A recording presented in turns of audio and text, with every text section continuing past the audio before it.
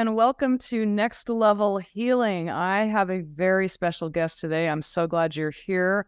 I am here with a professional interspecies intuitive communicator. She's been doing this professionally for over 30 years. She's taught around the world. She's written 7 books.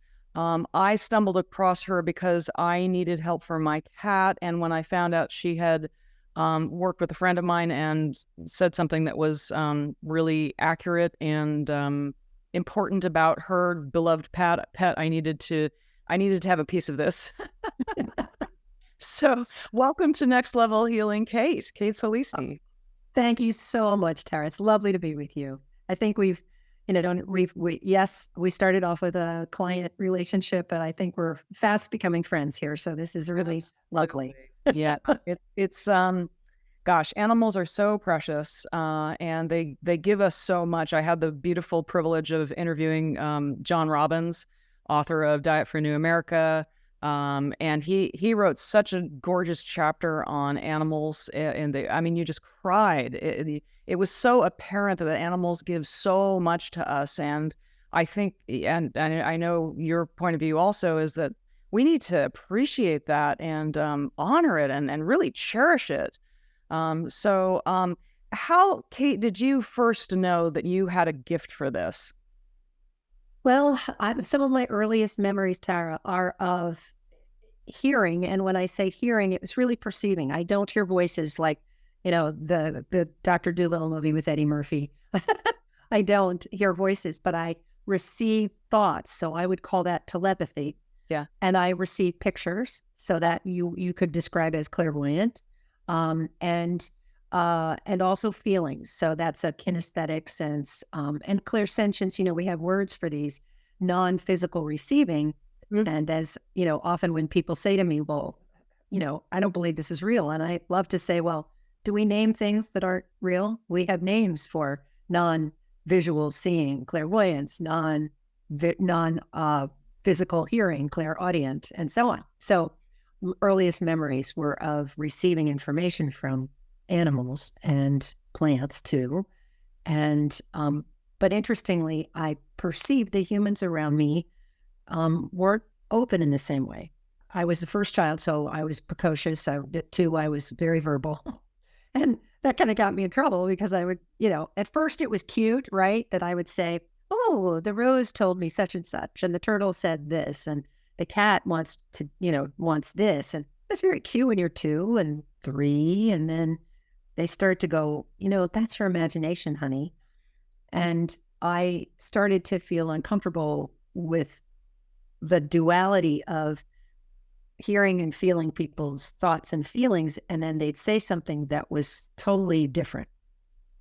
And not sure what to do with that. And I got in trouble kind of with that one time. I'll tell you that story in a second. But what happened that was really special was when I was trying to figure out how to communicate with my parents. My dad gave me this beautiful, special orange tabby kitten whose name was Dusty. And it was love at first sight. I was 3. And Dusty communicated to me and said, we're just going to do this together. It's best you not tell your parents because they don't understand. And I remember feeling both sad and relieved at the same time. And that began a very magical journey of such love and connection.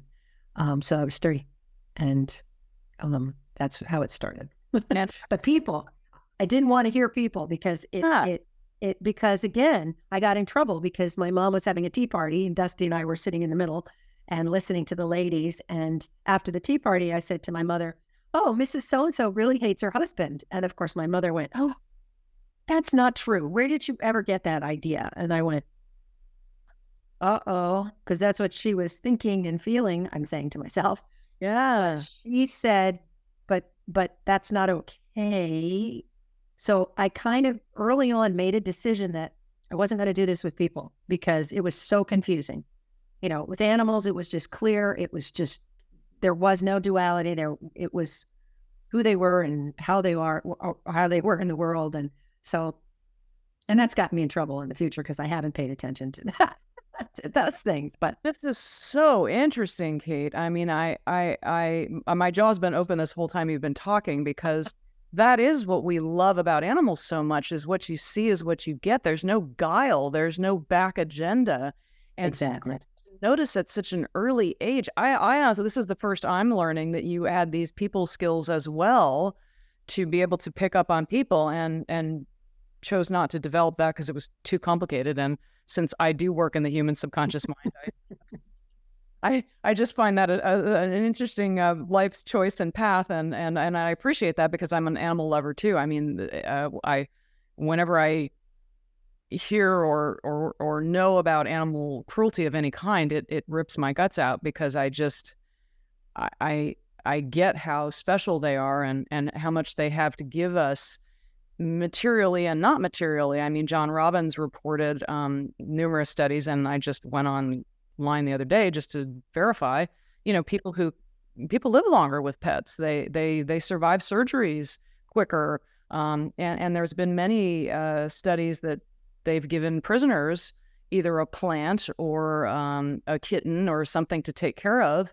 And lo and behold, they don't end up going back to prison. So there's something very magical in this beautiful relationship, and if we don't honor it, then it doesn't have life, it doesn't have roots, it doesn't have growth. That's beautiful. It's true. And there was a wonderful program in the prisons where they would work with the prisoners would work with Mustangs, wild Mustangs, and the transformation in the men and the horses was so dramatic because they had to tune into each other. They had to work through their fears and traumas. It is, and then of course it got defunded. But again, the recidivism went way down in the prisoners who had that experience because the horses helped them heal their traumas and their issues, so they could move on. And so very, very powerful. And dogs, there's been a lot of work with women prisoners and dogs, training dogs that were rescue dogs, and again, transformational. So I will tell you a story that I think you'll really love. Years ago, when I first began as a professional, I was told this story and by the animals. And they said, back in the beginning, when all beings manifested as aspects of the divine, there was a time where we would sit around the campfire, if you will, the council fire, and each being would bring their experiences of life to the fire and share. And the bee would talk about the dance with the flowers and how they would communicate to the hive. And the dolphins would talk about their incredible relationship with water and air, and the cheetah with speed, and so on and so forth. And humans sat there and went, well, okay, we're not fast like a cheetah, and we're not, gifted with the flowers like the bees. What do we have? What do we bring? And when we figured out, oh, it's this brain that we have that has, things, and this extra thing in the front, which we now call the neocortex, that the animals don't have. So let's explore that. Let's go out and explore that and bring that information back to the council fire. So off went the humans. And for a while, they would come back and they would share. But as time went by, they used this neocortex that really focused on duality, either or, black, white, you, me. That became all consuming for them, and they stopped coming back. And the animals and all of the insects and all of the kingdoms looked at this and said, well, they have to take their path. But there were 3 species, and those were the dog, the cat, and the horse, who said, well, we think they need some help and support, and we will link our futures, our lives with them so that we can help them find their way back to source, back to love. And so those 3 species committed their all to helping us find our way home. And that is why most of our pets are dogs, cats, and horses, from a metaphysical standpoint, from this story. I have learned that there's similar stories in different indigenous peoples' histories of their past and their stories. So, but that is, for me, part of the reason why I wrote the books, Conversations with Dog, Cat, and Horse, because of that very special commitment that they have made to help us. I'm literally tearing up. Interview I've done that I've teared up, and that's powerful. My mother raised Arabian horses, so I was incredibly blessed to be in that environment. And the story of how her father imported one of the most famous Arabians from England, which came from Saudi Arabia, and this woman in England, who was an upper crust English woman, went to go live with the Bedouins in the Saudi Arabian desert because she was so enamored with these horses. Oh, wow. Oh, wow. Race, their strength, their stamina. I'm still crying here. And imagine an upper crust English woman at that time going and living with the Bedouins. That's like Lawrence of Arabia type stuff. Oh, yeah. So they don't, their horses are like their family. Yes. They won't sell them to you. They will give them to you. And there might be some monetary exchange that goes along with that, just as a share trade. I don't know. So she was entrusted to bring this beautiful creature back to England. And then my mother's father won that woman's trust and was able to bring the horse to America. His name was Raffles. He's super famous all over the Arabian world. So my mother spent her life, much of it, working with that bloodline. So I went to Arabian horse shows all over the country when I was growing up. And this was just, we were just used to having walls of awards. And this was just how I grew up. It's like, oh, doesn't every kid grow up this way? It's like, wow. But I love the insights that you have about the horses. The horses, because they were like family members to these people, and they love to run. These are endurance horses. So my mother's beloved Michael, he had the record in the United States for quite some time for 100 miles. It's called the Tevis, and they're built for that. They enjoy it. And then he had the record for 2.5 miles for a long, long time. And I've got pictures of, him winning. I mean, it would look like Seabiscuit. He was miles ahead of any other horse out there.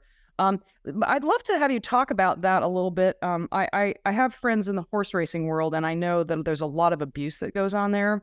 So I don't want to go too heavily into that. But can you talk about an animal wanting to run, wanting to do that, wanting to serve these people in the desert, and where it crosses the line where it gets to be abusive? I know once human greed and power and disrespect for the creature gets introduced, and that's true for our food supply as well, which I know is a horrendous nightmare. And I know if people could see how the animals were treated that are populating our food supply, most of us would go vegan.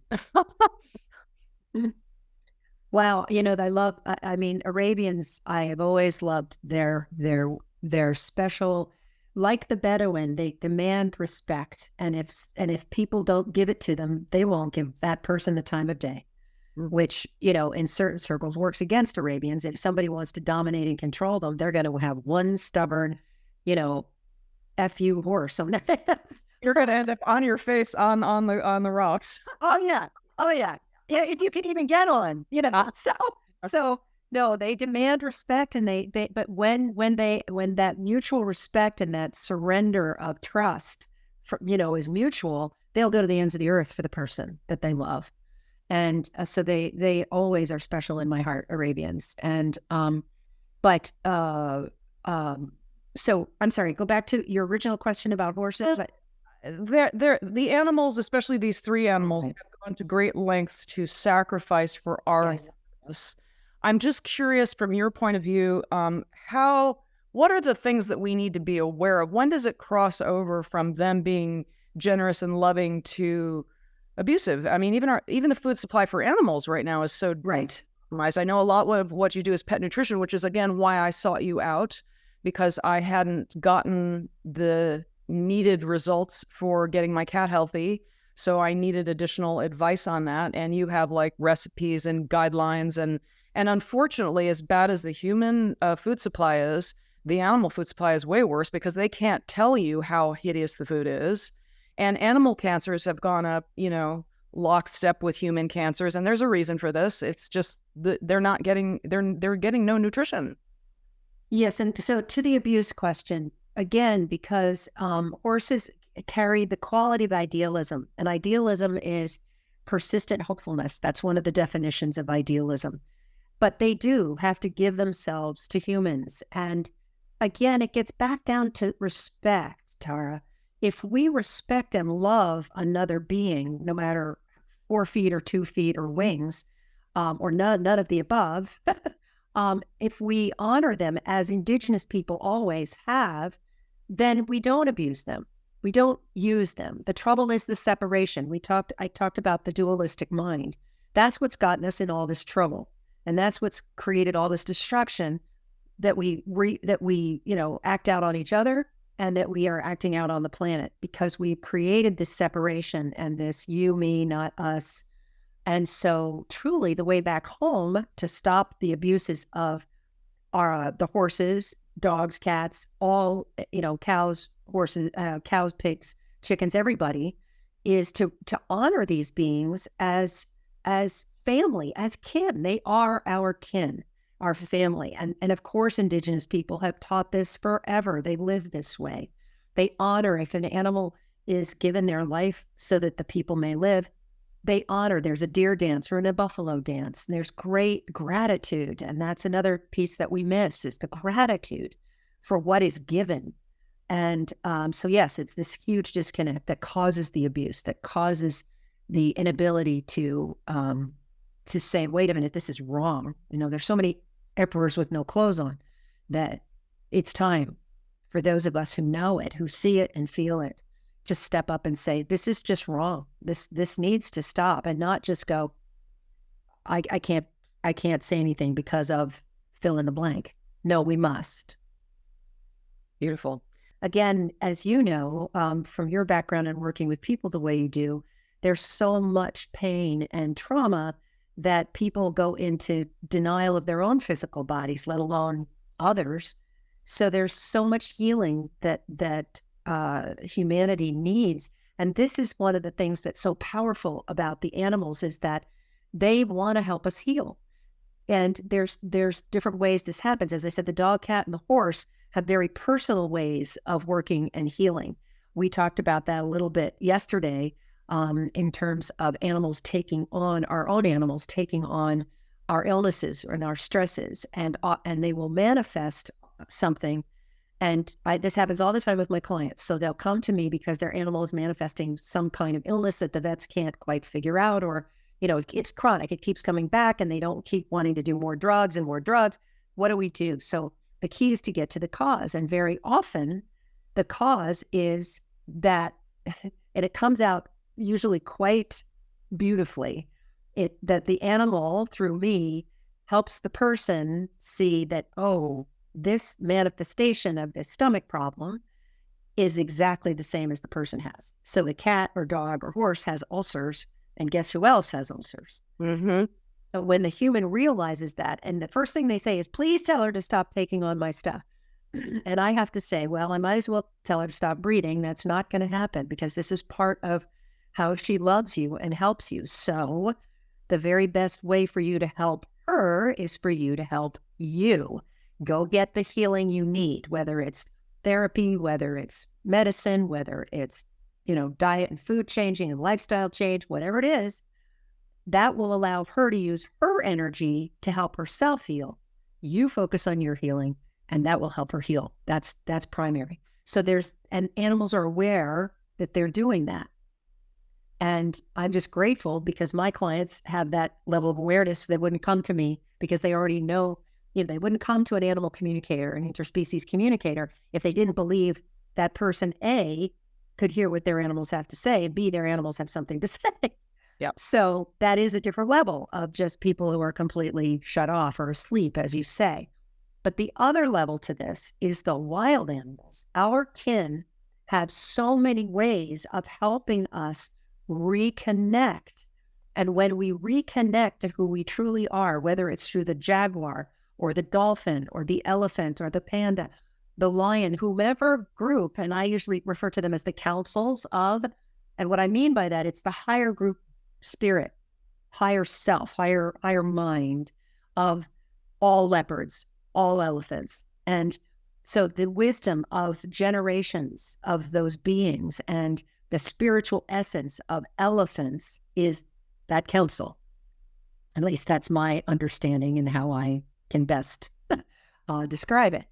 And they have, I have been so honored to be able to bring forth these messages to my community that have been so powerfully healing and help. And actually, the wisdom of the animals and the gifts they give, often it's a gift of a meditation. So they will give them a specific meditation to help people connect to their hearts, or they will take us on a journey into, like a shamanic journey into a sacred place.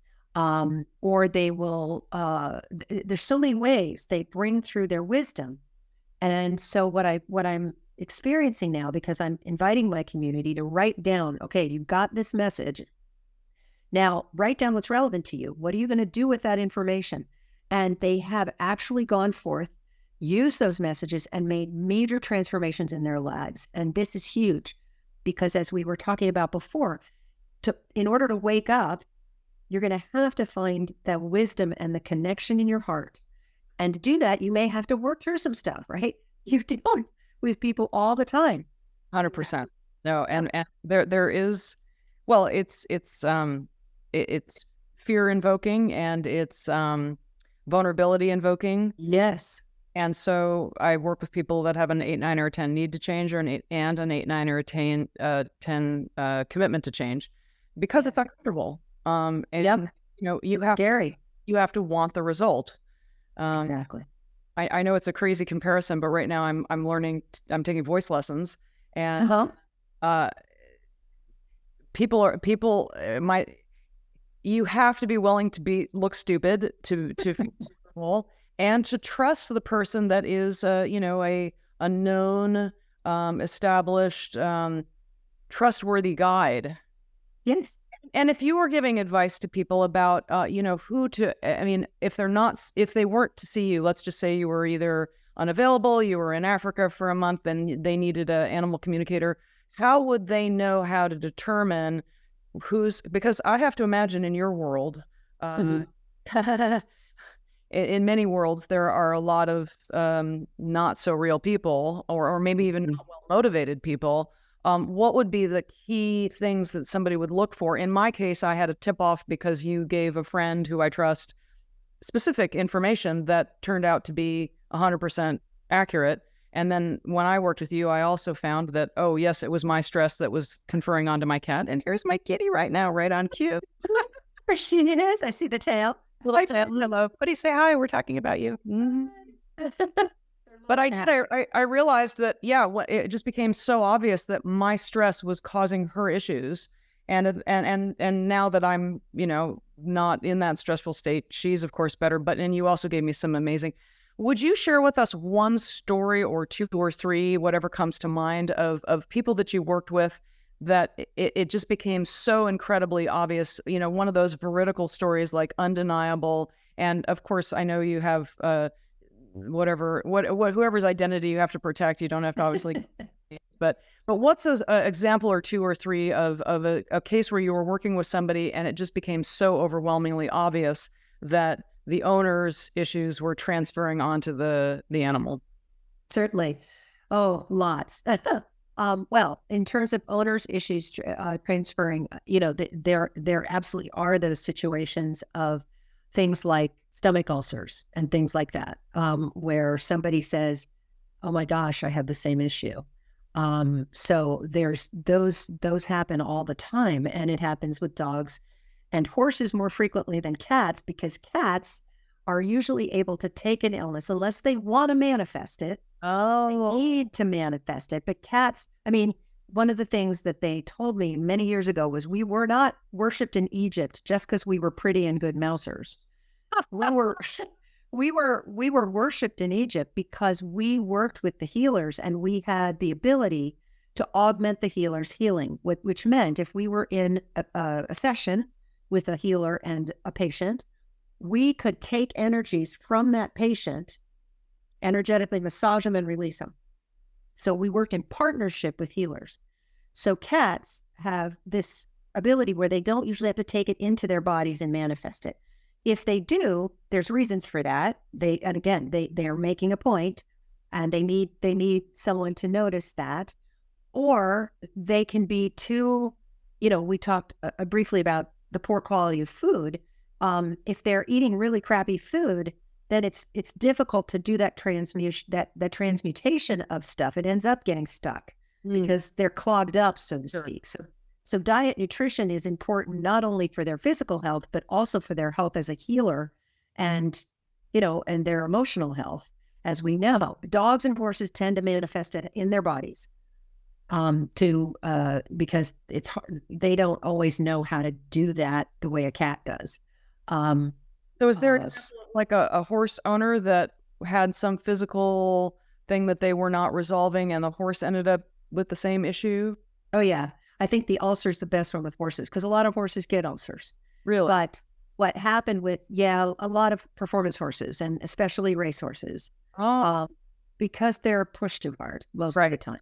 Right. And yes, as you mentioned, some do love to run and run for the joy of it, but that can be taken advantage of, as you know. Mm-hmm. And again, they're not necessarily running on their schedule. They're running on ours. And thoroughbreds are run too young. Yeah. They were never meant to be run as youngsters. Their bones and their bodies are not formulated. We have a terrible epidemic of horses dying on racetracks. Horrible. Yes, it is bad. Yeah. Horrible. Yeah. I live near Saratoga, and my sister, I love Saratoga is a beautiful town. That racetrack is famous for, a very special place for many people. Just yesterday, I read 14 horses have died on that track just this season. This is unacceptable. And there's another, this has to stop. And they're running them too young. They're not fully formed. And why? Because they don't want to feed them and take care of them until they're 8. They want to run them at 2. Anyway, to answer your question, so this horse had recurring ulcers. So she pulled way back on the intense work, the intense performance, and he would get better for a little while, and then it would come up again. And so the vets were flummoxed, and they'd done a lot. So she came to me and said, we can't get to the bottom of this. Why does he keep developing this ulcer? And the horse was really clear. He's like, this is a mirror. That's how he put it. This is a mirror. So I said that to her, and she went, oh boy. Because she had been taking all kinds of meds to try and keep her ulcer at bay.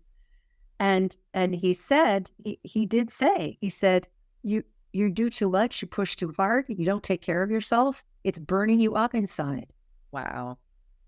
And that's what she said. Well, wow. And was a little, kind of got choked up and went, he's absolutely right. I had never met this woman. I didn't know what she did or what she didn't do. Yeah. And she said, he's absolutely right. And then she got very soft and sweet and said, would he get better if I got better? And I asked him, and he said, absolutely. Oh, geez, I'm crying again. I know. So bless her heart. She said, okay, I'm on it. I'm going to do this. I'm going to take care. I'm going to pay attention to, I have to start saying no to things that people ask me to do. I have to find quiet time. I have to, she knew the stuff to do. It was just committing to it and doing it, as you so well know. If people don't commit, forget about it, But because she could watch him either, he became like a little barometer, right? So if she was having a flare up, she knew he was going to have a flare up, and bingo, just like clockwork. Yeah. And so that became her motivation to finally change her life and get some healing, because she'd had stomach issues for years because she grew up doing too much for everybody and racing around being Wonder Woman, it was just not, she couldn't do it anymore. And it was going to kill her if she kept up, because it was going to develop into something worse. So she did. She's changed her life, and lo and behold, when her ulcers went away and her life became manageable and balanced, guess what? He was fine. That's crazy. Well, it's not crazy because the same thing happened with me. My cat had been having GI issues and UTI issues for 18 months off and on. And it peaked when she didn't eat or drink for 6 days right before Christmas. Yeah. And I was freaking out. That's when I got the referral to you. And I was seeking a good holistic vet because it's even just as hard to find a good animal doctor as a human doctor. Indeed. It's really, really, really, really challenging. And the woman I was referred to by two dear friends, she was too booked up, and she was like, the office was like, well, you can leave your cat, and you can leave her overnight. And I'm like, there's no way I'm leaving my sick cat overnight. So I took her to another vet and got her x-rays and, blood tests. And I was relieved that nothing catastrophic was going on because I thought she was critical. I thought she wasn't going to make it. Right. And then it was 2 months later, 3 months later, I can't remember whether you and I had a session first or whether, I came down with a UTI and it was there was no reason for it at all. In fact, it ended up being a totally normal commensal bacteria that normally should not be a big deal. So I realized that was my wake-up call. And again, I appreciate my dear sweet cat who's right next to me right now down here. There's my little kitty. Yes, she is. For being that mirror for me, because I realized, holy mackerel, and what's the irony is, I help people with stress. I know, of course, right? And it's like, I don't have a me to get rid of my stress, so I have to figure other avenues for that. And of course, meditation is a huge one for me. And this is all first and second chakra stuff that I needed to really get super clear, super powerful. Yeah. I needed to up my diet. And again, all my holistic tricks. And once I got clear about that and dialed into it, it was able to work itself out. And she, of course, is much better now as a result, too. Yep. Do you have another example? Because that was fascinating. I'd love to hear another quick one if you have one of, I don't know, a dog or a cat or something that took on something because it really wanted the owner to see that it was doing this to be a mirror for the owner. Yes, but I wanted to come back on one other thing that you asked that's important. Because you said, how does somebody find an intuitive interspecies communicator who who is the real deal? Yep. Referrals are very important. That is really how I built my business. But there is Penelope Smith is kind of the mother of us all in terms of being one of the first communicators, non-native. I mean, of course, indigenous people have been doing this forever. But I mean, in this new profession of animal communication, where those of us who, again, were willing to be vulnerable and brave enough, put out a shingle, Penelope was one of the first. She wasn't the first, but she was one of the first. And she has a newsletter. She has a Species Link, and I think it's specieslink.org. And she has a list of animal communicators there who have agreed to a code of ethics. They have presented testimonials. They have presented some media coverage. We don't have a big official association or anything like that. This is the closest thing to what we have that is a bit of a screen, if you will. And the referrals matter a lot. And to remember too, and again, experience. Somebody who took a workshop and then put a shingle out, maybe it'll go well.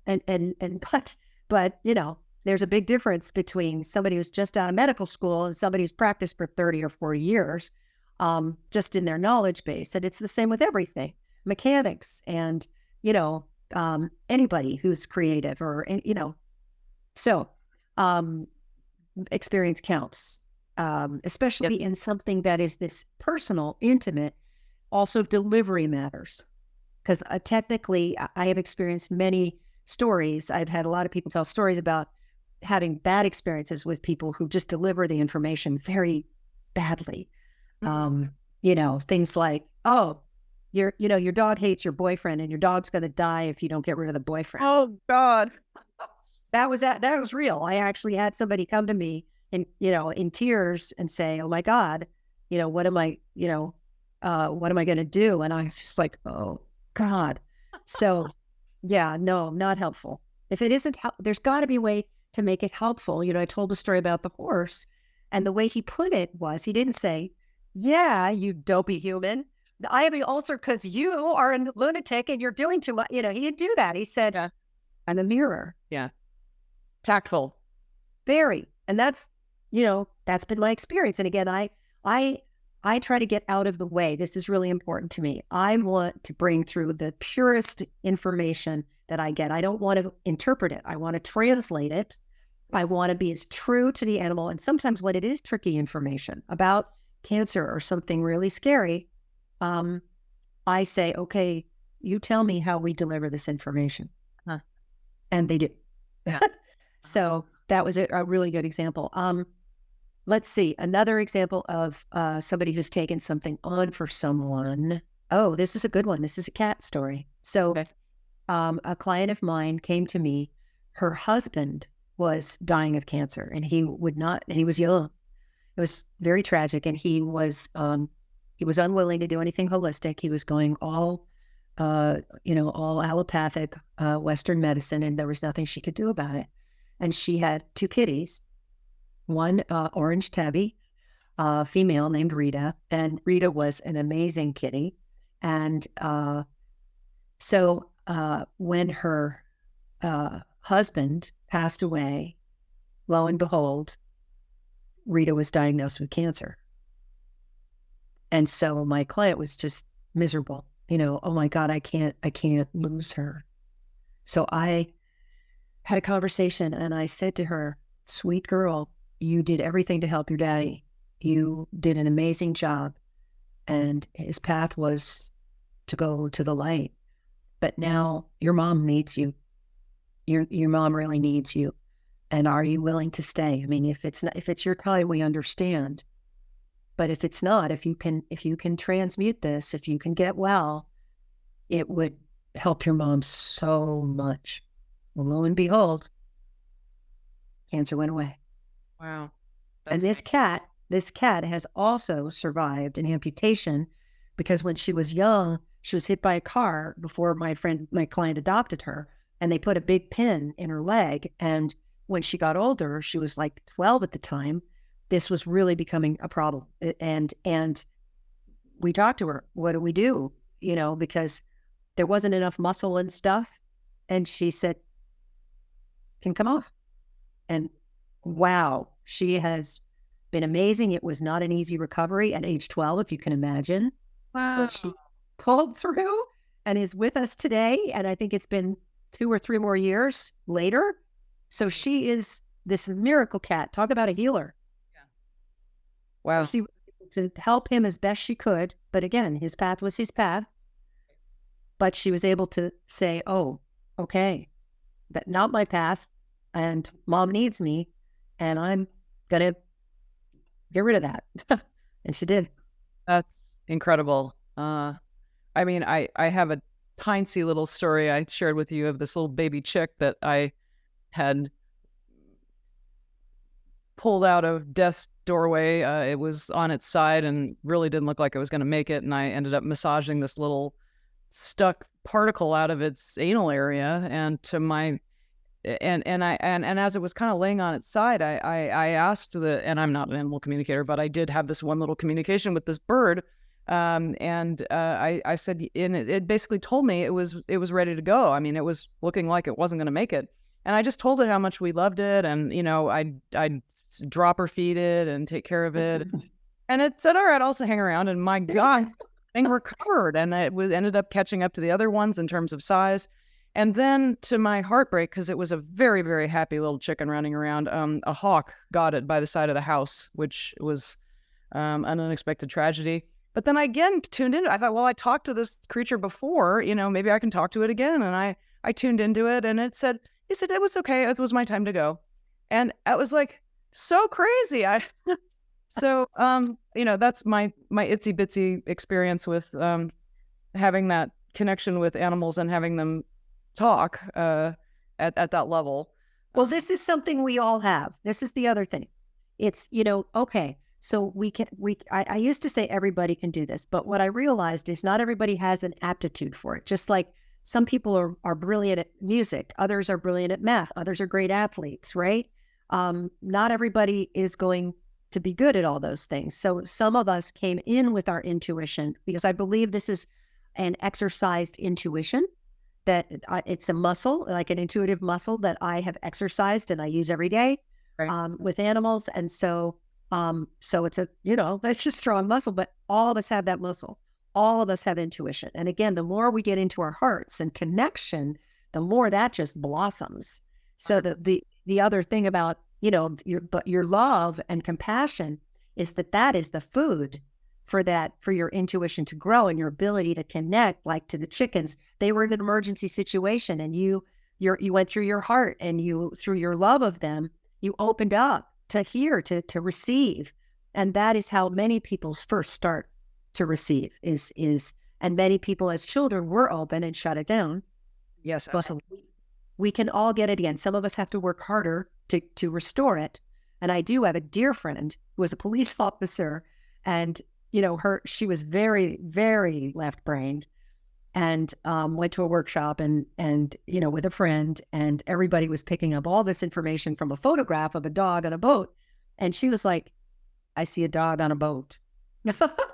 And then she was like, but something in her really stirred. And she said, I want to learn how to do this. I want to remember. She had to work her little butt off. She studied with a terrific teacher in California, Carol Gurney. And she found her way, but she had to work hard. And now she is an extraordinary animal communicator. She has reach out to horses. She does incredible natural horsemanship with horses. She's a brilliant being who is giving so much to the world. And so she had to work at it. I was blessed with, as I said, I was open, but I closed down when my beloved Dusty died when I was 8. I shut it all down, and I think that was a survival mechanism too. As you know, people who are empaths, people who are sensitive, it's a hard road for us. We see and feel things that nobody else gets. So you can feel really isolated, alone, and crazy, because a lot of people tell you you're crazy when you say, my God, this squirrel, blah, blah, blah. And they're like, who cares about a squirrel? And you're like, and so we shut it down to survive. And then I was lucky, in my 20s, I went to therapy, late 20s, and discovered this whole intuitive part of me I had put away. I had banished that, and I had to bring her back. This little girl, this little intuitive little girl, I had to bring her back and integrate her again. And when I did, things started to happen. But I was old enough and stable. I knew I wasn't crazy. I'm a Taurus. I'm a pretty strong person. So I was like, no, this is not nuts. I feel that love coming up that I had with Dusty. This is so not nuts. This is real. So I went forward with it. And so I encourage people. And I don't teach classes, but I do kind of do some one-on-one work with people, and meet them where they are. And we work together for a couple of months. And that's to get past a lot of the blocks and a lot of the, Aunt Harriet saying, oh, that's just your imagination, dearie. The rose isn't going to talk to you. That's just silly. Aren't you silly? And you have to go, okay, no, I'm not going to internalize Aunt Harriet telling me this is silly and this is not real. I got to thank you, Aunt Harriet. You're out of here now. So. That conversation you've had with yourself is a familiar one, because there were many times in my life I thought, well, either I'm completely crazy or I'm onto something. And I just would force myself to look at all the people that were healing that I was working with and go, I don't think I'm totally crazy. Yeah, because look at the results, right? Right. So, Kate, I really just want to thank you so much. I know we could talk for a week. Fascinating. I love the delicious perspective that you're bringing to us about how important it is to respect and learn from these amazing creatures that didn't leave the weekly meetings as humans did. Yeah, right. They stayed. Yeah. How can people learn more? What's your website? How do you want people to connect with you? Yeah, the best way is through my website, and it's just my name, katesolisti.com. So Kate, S as in Sam, O-L-I-S again, T as in Tina, I, katesolisti.com. And all the info's there about individual sessions, about my my community that works with the wild animals called the Harmony Pack.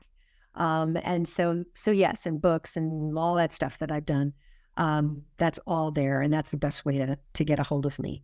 I know And a newsletter that people can just go to your website, put their information in, and that yeah, connection built in there. And you put out beautiful newsletters, thank you. and beautiful pictures. Very, very, very well done. Oh, thank you. That's a labor of love. I love to write and I love to share, whether it's a health tip about diet or, nutrition or prevention or blah, blah, blah. And then, also messages from the animals and different perspectives. And so I do love to do that. So thank you. I'm glad you enjoy reading them. Pleasure. Thank you so much. It's just been so great to have you on, Kate. You are a light, and I learned stuff, I didn't know about you, and I could talk to you for a week and continue to learn more. So perhaps we'll do this again sometime soon. And I, again, appreciate your time being here. And folks, if you got value out of this, if you loved it, please click like and subscribe, send us a note, reach out to me, reach out to Kate. We love hearing from you. Share it with your friends. And thanks so much for being here. We'll see you on the next episode of Next Level Healing. Thank you so much, Tara.